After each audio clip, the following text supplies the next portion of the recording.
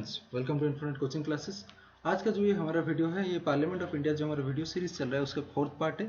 इसमें हम ये सारी टॉपिक्स आज डिस्कशन करने वाले हैं, जैसे कि different provisions regarding the disqualifications of the MPs, vacating of their seats, oaths and affirmations, और जो पार्लियामेंट के लीडर्स होते हैं उनके बारे में, जैसे कि हमारे leader of the house, leader of opposition और व्हिप, ये सारी पर्सनैलिटीज, ये सारे जो ऑफिसर्स हैं, इनसे रिगार्डिंग जो भी सारे इंपॉर्टेंट पॉइंट्स है वो आज हम जानेंगे इसी वीडियो में। तो चलिए शुरू करते हैं। पहले देख लेते हैं थोड़ा सा डिस्क्वालिफिकेशंस के बारे में, कौन कौन से प्रोविजंस है regarding the disqualification of A member of parliament. Okay, पहला जो पॉइंट है इसमें क्या गया कि if he holds any office of profit, अगर वो किसी ऑफिस ऑफ प्रॉफिट होल्ड करते हैं आइदर यूनियन गवर्नमेंट के अंडर या फिर स्टेट गवर्नमेंट के अंडर किसी भी ऑफिस होल्ड करते हैं, then he will be disqualified. अगर सेकंड पॉइंट देखें, he if he is of unsound mind, यानी कि मानसिक रूप से वो अगर ठीक नहीं है, तो in that case he can also be disqualified and stand so declared by the court. अगर ये जो बात है ये प्रूफ्ड हो और कोर्ट के द्वारा डिक्लेयर की गई हो तो भी ये डिस्क्वालीफाई हो सकते हैं, that he is of unsound mind. Okay, वो मानसिक रूप से ठीक नहीं है। थर्ड है, he is if he is an undischarged insolvent, यानी कि जिसे हम अघोषित दिवालिया कहते हैं। ओके, तो that person cannot become an MP, इसलिए उसे डिस्क्वालीफाई कर दिया जाएगा। If he is not a citizen of India और has voluntary acquired the citizenship of foreign state, अगर वो इंडियन सिटीजन नहीं रहते किसी भी रीजन से, और या फिर क्या हो सकता है किसी दूसरे स्टेट की, किसी दूसरे कंट्री की सिटीजनशिप एक्सेप्ट कर लिए हो, तो ऐसे जो मेंबर्स होंगे वो डिस्क्वालीफाई हो जाएंगे। And finally, if he is so disqualified under any law made by parliament, और भी बहुत सारे लॉ हैं जो कि पार्लियामेंट ने डिसाइड किया हुआ है, बनाया हुआ है, उसके अकॉर्डिंग अगर वो डिस्क्वालीफाई होते हैं, then he should be declared as disqualified as the member of parliament. Okay, ये बोथ हाउसेस के लिए एप्लीकेबल है। आगे बढ़ते हैं। कुछ एडिशनल डिस्क्वालिफिकेशंस हैं जो कि रिप्रेजेंटेशन ऑफ पीपल्स एक्ट 1951 में के अंडर आते हैं, उसके हिसाब से उसके कुछ प्रोविजंस हैं जो भी बहुत इंपॉर्टेंट है हमारे इसके लिए, डिस्क्वालिफिकेशंस के लिए। ओके, देखते हैं। पहला जो है, he must not have been found guilty on certain election offences और corrupt practices in elections, means उन्हें गिल्टी नहीं पाया गया होगा, यानी कि दोषी पाया नहीं गया होगा कोई भी इलेक्शन डिस्प्यूट्स हो, यानी कि या फिर कोई करप्ट प्रैक्टिस हो इलेक्शन से रिलेटेड। अगर कुछ ऐसा केसेस में उन्हें गिल्टी यानी कि दोषी पाया गया है, देन इन दैट केस वो डिस्क्वालीफाई हो सकते हैं। Okay, next, he must not have been convicted for any offences, उन्हें कोई भी ऑफेंसेस, कोई भी मतलब जुर्म के लिए कन्विक्टेड नहीं किया गया होगा, और इम्प्रिजनमेंट नहीं हुआ होगा, जैसे कि उनको जेल नहीं हुआ होगा फॉर मोर देन 2 और मोर ईयर्स, 2 साल से ज्यादा अगर वो जेल में यानी कि इम्प्रिजन में रह चुके हैं, then he will be disqualified. Okay, third, he must not have failed to lodge an account of his election expenses within the time, यानी कि जब भी कोई इलेक्शन कोई लड़ता है कोई मेंबर ऑफ पार्लियामेंट, तो उनका जो इलेक्शन एक्सपेंसेस होता है उसके रिलेटेड सारे जो डिटेल्स होते हैं वो लॉन्च करना पड़ता है। अगर वो नहीं किए हैं in time, then he will be disqualified. Okay, if he had failed to lodge then account of his election expenses, अगर टाइम से नहीं किया गया, then he will be standard or he will be declared as disqualified. He must not have any interest in government contracts, works or services. किसी भी government contracts, works या फिर services से उसे कोई लेना देना नहीं होना चाहिए। Okay, he should not have any interest. Then in that case वो क्वालिफाई कर सकते हैं। अगर ये सारी चीजें हैं, अगर इसको वायलेट कर रहे हैं, then he will be disqualified. Okay, next point, he must not be a director और managing agent in a corporation in which government has at least 25%, यानी कि किसी भी कॉर्पोरेशन हो, किसी भी कंपनी हो, उसमें डायरेक्टर या फिर मैनेजिंग एजेंट के हिसाब से वो कार्यरत नहीं होना चाहिए जिसमें कि गवर्नमेंट का 25% से ज्यादा शेयर इंक्लूडेड हो, मीन्स यानी कि एटलीस्ट अगर 25% भी गवर्नमेंट का शेयर है उसमें, और उसी ऑफिस में या फिर उसी कॉर्पोरेशन में अगर वो डायरेक्टर के पोस्ट पे या फिर कोई मैनेजिंग एजेंट है, तो वो डिस्क्वालीफाई कर दिए जाएंगे। Okay, he must not have been dismissed from government services for corruption or disloyalty to the states, ये एक कंडीशन है। देखिए, किसी भी गवर्नमेंट सर्विस से उन्हें निकाला नहीं गया हो on the basis of corruption के केस रिलेटेड कुछ, और डिसलॉयल्टी टू द स्टेट, तो अगर ये कंडीशंस, ये ग्राउंड्स में किसी भी पर्सन को अगर गवर्नमेंट सर्विस से निकाला गया हो, then he can not become and और else he will be disqualified as the member of parliament. Okay, वो पार्लियामेंट में मेंबर नहीं बन सकते, he will get disqualified. Seventh point, he must not have been convicted for promoting enmity between 2 groups, कोई भी 2 समूह के बीच में यानी कि कोई भी दो ग्रुप के बीच में वो एनिमिटी प्रमोट करने के लिए, यानी कि दुश्मनी पैदा करना, भड़काना, ये सारी जैसी बातें होती हैं, ये सारी चीज़ें नहीं करना चाहिए। अगर वो करते हैं then he will get disqualified, और ये अगर प्रूफ होता है तो उन्हें डिस्क्वालीफाई कर दिया जाएगा according to the representation of people act. He must not have been punished for preaching and practicing social crimes. Social crimes जो हमारे सामाजिक क्राइम होते हैं वो भी वो प्रैक्टिस नहीं करने चाहिए, जैसे कि हमारे अनटचेबिलिटी हो गया, डाउरी सिस्टम, सती प्रथा, ये सारी जो चीज़ें हैं, अगर ये सब वो प्रैक्टिस कर रहे हैं या फिर प्रीच कर रहे हैं, किसी को प्रमोट कर रहे हैं या फिर करने के लिए बता रहे हैं, उकसा रहे हैं, then in that case the person और the MPs will be disqualified. Okay, ये सारी बातें याद रखना। तो एक और पॉइंट है फ्रेंड्स इंपोर्टेंट जानने के लिए, on the question whether member is subjected to any disqualifications the president's decision is final. अगर कोई भी डिस्क्वालिफिकेशन रिलेटेड केस आता है तो उसमें जो भी राष्ट्रपति का डिसीजन होगा वो फाइनल होगा। Okay, the president's decision is final and however he should obtain the opinion of the election commission and accordingly, but जो डिसीजन होगा उस वो देने से पहले वो कंसल्ट करेंगे और इलेक्शन कमीशन के ओपिनियन की थोड़ा मतलब लेंगे, उनका विचार लेंगे और उसी हिसाब से काम करेंगे। ओके, नेक्स्ट आगे देखते हैं डिस्क्वालिफिकेशंस ऑन ग्राउंड्स ऑफ डिफेक्शन। तो डिफेक्शन के बेसिक्स में क्या क्या सारे डिस्क्वालिफिकेशन हैं। ओके, तो जैसे कि हमें पता है क्या कि the constitution also less down that a person shall be disqualified from being an MP if he is so disqualified on the grounds of defection. तो हमारा जो डिफेक्शन लॉ है, ओके, उसके बेसिस में अगर वो डिस्क्वालीफाई होते हैं तो वहाँ पर भी यानी कि उसी रीजन के अनुसार भी उन्हें डिस्क्वालीफाई किया जा सकता है। तो हमारा ये जो डिफेक्शन है, ग्राउंड ऑफ डिफेक्शन, ये मेंशन किया गया है 10th शेड्यूल में। ओके, 10th शेड्यूल के अंडर आता है और उसके हिसाब से उससे रिलेटेड क्या क्या सारे प्रोविजंस हैं वो देखते हैं आगे। ओके, तो देखिए ये है डिफेक्शन लॉ से रिलेटेड कुछ प्रोविजंस। अगर ये प्रोविजंस के अकॉर्डिंग कोई डिफेक्शन निकल रहा है तो उसे डिस्क्वालीफाई भी कराया जा सकता है। पहला point, if he voluntarily gives up the membership of the political party on whose ticket he is elected to the house। अगर कोई भी एमपी अगर किसी भी पॉलिटिकल पार्टी की टिकट से खड़ा हुआ है और इलेक्टेड हो चुका है, मेंबर बन चुका है, देन इन दैट केस अगर वो किसी अपने खुद की मर्जी से वो पॉलिटिकल पार्टी की मेंबरशिप छोड़ते हैं, if he voluntary gives up the membership of the political party, अगर वो मेंबरशिप छोड़ देते हैं then in that case he will be disqualified from becoming an MP. Okay, दूसरा जो पॉइंट है, if he votes or abstains from voting in the house contrary to the any direction given by his party. अगर जब भी कोई voting होता है या फिर कोई किसी भी इश्यू पर, किसी भी मुद्दे पर सपोर्ट की ज़रूरत होता है, तभी क्या होता है, जो सारे पार्टी मेंबर्स होते हैं वो मिलके सपोर्ट करते हैं। तो और वो जो सपोर्ट करने के लिए होता है वो एक डायरेक्शन दिया गया होता है पार्टी की तरफ से। अगर आप पार्टी के अगेंस्ट जाते हैं, कोई भी एमपी अगर पार्टी के अगेंस्ट कुछ भी वोट डालता है या फिर सपोर्ट करते हैं, then in that case he will be disqualified on the basis of the defection law. देखिए, if he votes or abstains from voting, अगर वो वोट करते हैं या फिर वोट करने से मना करते हैं किसी भी इशू पे, okay, in the house contrary to any decision, contrary to any decision यानी कि जो डायरेक्शन और डिसीजन होगा पार्टी का उसके अगेंस्ट में जाते हैं, then in that case you will be disqualified. If any independently elected member joins any political party, अगर आप इलेक्शन लड़ने के टाइम यानी कि इलेक्ट होने के टाइम इंडिपेंडेंट है और बाद में किसी भी पॉलिटिकल पार्टी में ज्वाइन करते हैं, then you will be disqualified. If any nominated member joins any political party up to the expiry of 6 months, अगर कोई नॉमिनेटेड मेंबर भी किसी पॉलिटिकल पार्टी ज्वाइन करते हैं 6 महीने के बाद, देन उन्हें भी डिस्क्वालीफाई किया जा सकता है। ओके, ये सारी हैं डिफेक्शन लॉ। ओके, एक और point, the question of disqualification under the 10th schedule is decided by the chairman in case of Rajya Sabha and speaker in case of Lok Sabha. तो ये जो डिफेक्शन लॉ के अकॉर्डिंग कौन डिस्क्वालीफाई किए जाएंगे, ये बात कौन डिसाइड करता है, जो लीडर ऑफ द हाउस, ये सॉरी जो चेयरपर्सन होता है उसी हाउस का। ओके, यानी कि प्रिसाइडिंग ऑफिसर जो होता है वही डिसाइड करेंगे।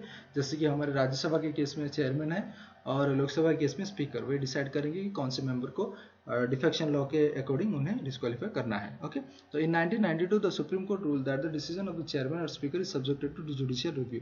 हालांकि 1992 में जो हमारे सुप्रीम कोर्ट है उस डिसीजन दिया था कि जो भी डिसीजन होगा, यानी कि जो चेयरमैन और स्पीकर, चेयरमैन या फिर स्पीकर का जो भी डिसीजन होगा रिलेटिंग टू डिफेक्शन लॉ, वो जुडिशियल रिव्यू के अंडर आता है। ओके, यानी कि उसे रिव्यू किया जा सकता है by the judiciary. Okay, next, vacating of seats. Okay, कैसे सीट्स वैकेंट हो गए उसके रिलेटेड कुछ पॉइंट्स हैं जो कि इंपॉर्टेंट है, ज़रूरी है जानना। ओके, देखते हैं। पहला जो है वो है डबल मेंबरशिप। डबल मेंबरशिप के अकॉर्डिंग क्या क्या प्रोविजंस है? A person can not be A member of the both house at the same time. Both houses की मेंबर आप साइमल्टेनियसली नहीं हो सकते, यानी कि लोकसभा और राज्यसभा के मेंबर्स एक ही साथ नहीं हो सकते। Second, if elected to both house he must intimate within 10 days to which house he desires to serve. अगर आप इलेक्ट हो भी जाते हैं दोनों हाउस के लिए, तो उसमें क्या है, आपको 10 दिन के अंदर इंटीमेट यानी कि बताना पड़ेगा कि आप कौन से हाउस के लिए काम करना चाहते हैं, यानी कि कौन से हाउस के मेंबर बनना चाहते हैं, यानी कि लोकसभा के लिए रहना चाहते हैं या राज्यसभा के लिए सर्व करना चाहते हैं। Within 10 days you have to inform. Okay, in default his seat in Rajya Sabha becomes vacant. अगर आप ये नहीं करते, यानी कि 10 दिन के अंदर आप इंटीमेट नहीं करते हैं, देन आपका जो राज्यसभा का सीट होगा वो वैकेंट हो जाएगा और आपको लोकसभा के मेंबर के हिसाब से ट्रीट किया जाएगा, कंसिडर किया जाएगा। Okay, if a sitting member of one house is elected to the other. अगर एक ऑलरेडी जो मेंबर बन चुका है, सिटिंग मेंबर है, वो जो किसी दूसरे हाउस के मेंबर के हिसाब से इलेक्ट होते हैं, okay, then his seat in the first house become vacant। जो पहला हाउस जिसमें वो सिटिंग मेंबर रहे होंगे, उसी हाउस का वो जो सीट होता है उनका वैकेंट किया जाता है, यानी कि वो दूसरे हाउस के मेंबर बन जाते हैं। If a person is elected to 2 seats in the house, suppose Lok Sabha से आप किसी 2 सीट से इलेक्ट होते हैं, okay, if he particular member is elected to 2 seats in the house, he should exercise his option for one, else both seat becomes vacant. तो उस time में क्या होता है, आप किसी एक सीट में ही रह सकते हो, तो कौन सी सीट चूज करोगे वो आपके ऊपर डिपेंड करता है, वो आपको बताना पड़ेगा उन्हें। अगर आप ऐसा नहीं करते तो फिर क्या होता, आपके बोथ सीट्स वैकेंट हो जाएंगे, यानी कि कोई भी सीट आपको नहीं मिलेगी। ओके, ये प्रोविजन इंपॉर्टेंट है, याद रखिएगा। लास्ट प्रोविजन है, if a member is elected to both the parliament and state legislature. ये तो हो गया पार्लियामेंट के अंदर ही। ओके, अगर आप पार्लियामेंट में ही भी एक मेंबर बने हैं और किसी स्टेट लेजिस्लेचर के मेंबर के हिसाब से भी इलेक्ट हुए हैं, यानी कि एक एमपी भी हैं और एमएलए भी बनते हैं, then in that case he has to vacate his seat in state legislature, यानी कि जो स्टेट लेजिस्लेचर एमएलए की जो सीट होगी वो आपको 14 दिन के अंदर खाली करना पड़ेगा, वैकेट करना पड़ेगा। ओके, और एल्स क्या होगा कि आपका जो पार्लियामेंट वाला सीट है वो वैकेंट हो जाएगा, वो आपको छोड़नी पड़ेगी। तो ये सारी provisions regarding double membership, okay, जो कि वैकेटिंग ऑफ सीट्स के अंदर आता है। दूसरा जो है एब्सेंस। ओके, देखिए, this house can declare A seat vacant if he is absent from all it's meeting for a period of 60 days without permission. अगर कोई भी मेंबर 60 दिन से ज़्यादा कंटिन्यूसली बिना परमिशन के एब्सेंट रह रहा होगा कोई भी प्रोसीडिंग्स में, ओके, किसी भी हाउस के प्रोसीडिंग्स में, then in that case he has to vacate his seats. Okay, ये है एब्सेंस से related provision. Okay, next resignation. अब कोई भी मेंबर अभी रेजिग्नेशन देके भी अपना सीट छोड़ सकता है, then also in that case there will be a vacancy of the seats. तो वो देखते हैं उससे रिलेटेड क्या प्रोविजन है। A member may resign his seat by writing to the chairman in Rajya Sabha और स्पीकर इन लोकसभा। अगर वो लोकसभा के मेंबर हुए तो स्पीकर को रेजिग्नेशन देंगे, और अगर वो राज्यसभा के होते हैं तो वो रेजिग्नेशन लेटर है वो चेयरमैन को देंगे। ओके, हाउएवर द चेयरमैन और speaker may not accept the resignation if he is not satisfied that it is not voluntary or genuine. अगर उन्हें वो जो स्पीकर होते हैं, यानी कि प्रिसाइडिंग ऑफिसर जो भी हाउस के होते हैं, उन्हें लगता है कि ये जेन्युइन नहीं है या फिर किसी के दबाव में आके वॉलंटरीली नहीं दे रहे हैं, then in that case he may also not accept it. अगर वो एक्सेप्ट भी नहीं करेंगे तो भी चलेगा। ओके, उनके ऊपर डिपेंड करता है। However, he may not accept the resignation। अगर रेजिग्नेशन एक्सेप्ट नहीं होता, then in that case there will be no vacancy। Okay, अगर एक्सेप्ट हो जाता है फिर वो छोड़ देंगे और वैकेट हो जाएगा सीट्स। अगर वो प्रिसाइडिंग ऑफिसर के द्वारा एक्सेप्ट नहीं होता, then there will be no vacancy, वो रिमूव नहीं हो सकती या फिर वो छोड़ेंगे नहीं ऑफिस। Okay, next disqualification. किसी भी रीजन से अगर डिस्क्वालिफिकेशन हो जाए, जैसे कि if a member become subject to any disqualifications his seat becomes vacant. कोई भी दूसरा डिस्क्वालिफिकेशन अगर आ जाए तो उसी केस में भी ये वैकेंट हो जाएगा। और लास्ट अदर केसेस के अकॉर्डिंग क्या आता है, a member has to vacate his seats if his election is declared void. अगर उनका जो इलेक्शन प्रोसीजर को वॉइड डिक्लेयर किया जाए, यानी कि कुछ भी करप्शन करके या फिर कुछ रॉन्ग कुछ फॉल्ट निकल आए और उससे प्रूफ हो जाए कि वो जो इलेक्शन हुआ था, वो जो इलेक्ट हुए वो वॉइड है, तो उस केस में, या फिर एक्सपेल फ्रॉम हाउस से निकाला गए हों, या फिर elected to the office of the president, अगर वो प्रेसिडेंट बन जाते हैं या फिर वाइस प्रेसिडेंट के ऑफिस के लिए बन जाते हैं, वाइस प्रेसिडेंट या फिर प्रेसिडेंट बन जाते हैं, तो इन दैट केस, और अपॉइंटेड एज ए गवर्नर, किसी स्टेट के गवर्नर बन जाते हैं, तभी भी वो वैकेंसी आ जाएगा। ओके, तो ये सारी प्रोविजंस है regarding the vacating of seats of MPs. ये दोनों ही हाउस के लिए एप्लीकेबल है। ओके, नेक्स्ट देखते हैं ओथ्स एंड एफर्मेशन। कुछ ओथ्स एंड एफर्मेशन है regarding the members of parliament, जानते हैं उसके बारे में। सो पहला पॉइंट देखिए, every member of either house of parliament has to make and subscribe an oath before the president. तो जब भी वो ऑफिस होल्ड करने से पहले, यानी कि इलेक्ट होने के बाद ऑफिस में काम करने से पहले उन्हें एक ओथ लेना पड़ता है। इस कौन एडमिनिस्टर करेंगे? प्रेसिडेंट एडमिनिस्टर करेंगे, या फिर वो किसी और को भी अपॉइंट कर सकते हैं फॉर दैट पर्पज। ओके, वो जो ओथ एडमिनिस्टर करने के लिए प्रेसिडेंट किसी दूसरे को भी अपॉइंट कर सकते हैं। In his oath A member swears, तो उनका जो ओथ होता है उसमें वो क्या स्वेयर करते हैं, क्या ओथ लेते हैं? To be bear true faith and allegiance to the constitution, यानी कि कॉन्स्टिट्यूशन के प्रति वो ट्रू फेथ, ट्रूथ रहेंगे, लॉयल रहेंगे।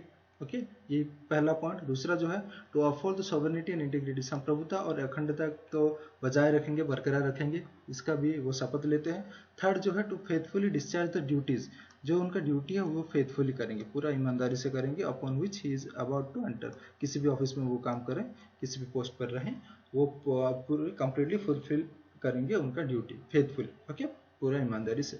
Next, unless a member takes an oath he cannot vote in and participate in the proceedings of the house। देखिए ये important point है, जब तक कोई भी मेंबर ओथ नहीं लेते, अगर किसी भी रीजन से वो ओथ नहीं लिए हैं और means he cannot vote and participate, यानी कि वो वोट नहीं दे सकते और पार्टिसिपेट भी नहीं कर सकते किसी भी प्रोसीडिंग्स के, हाउस के जो प्रोसीडिंग्स होंगे, मीटिंग्स अटेंड नहीं कर सकते, उसमें वोटिंग नहीं दे सकते, कुछ बोल नहीं सकते। Okay, and does not become eligible to parliamentary privileges and immunities. और उसके साथ क्या होता है, वो जो पार्लियामेंट्री प्रिविलेजेस होते हैं, जो भी सारे फैसिलिटीज होते हैं, ओके, एक एमपी के लिए वो सारी चीजें उन्हें नहीं मिलती। Okay, a person is liable to penalty of ₹500। देखिए पेनल्टी भी हो सकती है, जैसे कि 500 रुपये देना पड़ेगा for each day if he sits और votes as a member in the following conditions. अगर ये सारी कंडीशंस हो और फिर भी वो पर्टिकुलर मेंबर जो है वो सेशंस अटेंड कर रहे हैं, यानी कि पार्लियामेंट में बैठ रहे हैं, then he is liable to a penalty of ₹500। Okay, देखिए पहला जो पॉइंट है, before taking and subscribing to the prescribed oath, अगर वो ओथ नहीं लिए हैं फिर भी वो अटेंड कर रहे हैं सेशंस, प्रोसीडिंग्स में पार्टिसिपेट कर रहे हैं, देन इन दैट केस उन्हें फाइन हो सकता है। Next, when he knows that he is not qualified for his membership, अगर उन्हें पता है किसी भी रीजन से वो डिस्क्वालीफाई है या फिर क्वालिफाई नहीं करते मेंबरशिप के लिए, फिर भी वो पार्टिसिपेट कर रहे हैं प्रोसीडिंग्स में, इन दैट केस भी पेनल्टी हो सकता है। और तीसरा जो है, when he knows that he is prohibited from sitting और वोटिंग इन द हाउस, अगर उन्हें मना किया गया है या फिर डिस्क्वालीफाई कर दिया गया है, okay, he is prohibited from sitting in the house और वोटिंग इन द हाउस, अगर उन्हें मना किया गया है और फिर भी वो आते हैं, then he is liable to a penalty of ₹500 for each day. Okay, आगे देखते हैं लीडर्स इन द पार्लियामेंट। कुछ इंपॉर्टेंट पॉइंट्स, इंपॉर्टेंट टॉपिक्स हैं ये जो हमारे लीडर्स इन द पार्लियामेंट है। पहले जो है वो हमारे leader of the house. Leader of the house जो होते हैं वो नॉर्मली हमारे जो प्राइम मिनिस्टर होते हैं वो लोकसभा में वही होते हैं, जैसे कि under the rules of Lok Sabha the leader of the house means prime minister. अगर हम रूल्स ऑफ लोकसभा के अकॉर्डिंगली देखें, लीडर ऑफ द हाउस होते हैं prime minister if he a member of Lok Sabha. अगर लोकसभा के मेंबर प्राइम मिनिस्टर बने हैं, then in that case the prime minister is the leader of the house, यानी कि leader of Lok Sabha. Okay, he can be a minister who is a member of the Lok Sabha and is nominated by the PM to function as the leader of the house. वो PM भी हो सकते हैं, और उनके अलावा और कौन हो सकते हैं, अगर पीएम लोकसभा से बिलोंग नहीं करते तो कौन होंगे leader of the house, then in that case ये कोई एक मिनिस्टर्स भी हो सकते हैं। Okay, who is a member of Lok Sabha, जो कि लोकसभा के मेंबर होंगे, और उन्हें कौन पीएम नॉमिनेट किए होंगे। ओके, प्राइम मिनिस्टर जो होंगे वो नॉमिनेट करेंगे और ही हैज टू फंक्शन और he has to act as the leader of the house. Okay, in case अगर प्राइम मिनिस्टर लोकसभा के मेंबर नहीं है तो इन दैट केस ये प्रोविजन एप्लीकेबल होता है। तीसरा क्या है, the leader of the house in the Rajya Sabha. देखिए leader of house is in the Rajya Sabha is a minister.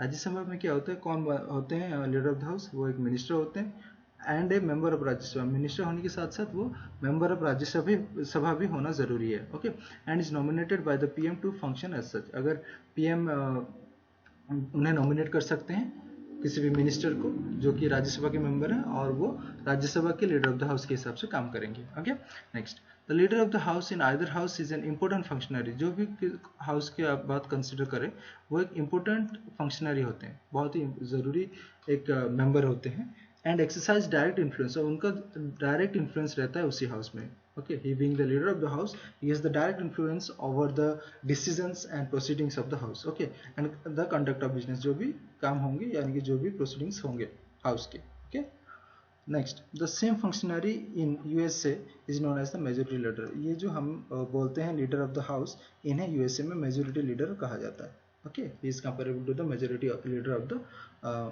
USA। Okay, of USA।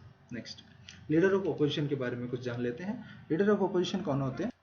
The leader of the largest opposition party having not less than 1/10 seats of the total strength of the house is recognized as the leader of opposition in that house। यानी कि जो हमारे largest opposition party होंगे, okay, जो भी party ruling party के अलावा जो दूसरा पार्टी होगा जो कि लार्जेस्ट ऑपोजिशन में होगा, हाईएस्ट नंबर ऑफ वोट्स जिसके पास होगा, तो उस अगर उनके पास 1/10 सीट्स हैं, जो भी हमारे टोटल स्ट्रेंथ होते हैं अदर हाउसेस के, उसके 1/10 सीट्स अगर उनके पास है, तो उसके जो लीडर होंगे उन्हें लीडर ऑफ द अपोजिशन कहा जाएगा। ओके, सो एक और बार, the leader of the largest opposition party having not less than 1/10 seats, यानी कि जो भी अपोजिशन पार्टी होंगे उनके अगर 1/10 सीट्स हैं, टोटल स्ट्रेंथ के 1/10 सीट्स उनके पास हैं, तो उसी पार्टी के जो लीडर होंगे उन्हें लीडर ऑफ ऑपोजिशन कहा जाएगा। Okay, in parliamentary system of government he has a significant role to play. जैसे कि हम पता है पार्लियामेंट्री सिस्टम ऑफ गवर्नमेंट में लीडर ऑफ ऑपोजिशन का एक बहुत ही महत्वपूर्ण रोल होता है, सिग्निफिकेंट रोल होता है। ओके, क्या क्या सारे उनके फंक्शंस होते हैं, देखिए, his main functions are to provide a constructive criticism. ये एक कंस्ट्रक्टिव क्रिटिसिज्म प्रोवाइड करते हैं, इसको of the policies of the government and to provide alternative government provide करने के लिए भी ये रिस्पॉन्सिबल है, और एक कंस्ट्रक्टिव क्रिटिसिज्म प्रोवाइड करेंगे। जो भी सारे पॉलिसीज होंगे गवर्नमेंट के, उसके ऊपर एक चेक एंड बैलेंस के हिसाब से काम करते हैं, एक कंट्रोल, जो कि यानी कि डिक्टेटरशिप कुछ हो ना जाए, कुछ ऐसा प्रोविजंस ना कर देंगे गवर्नमेंट, कुछ ऐसा पॉलिसीज ना आ जाए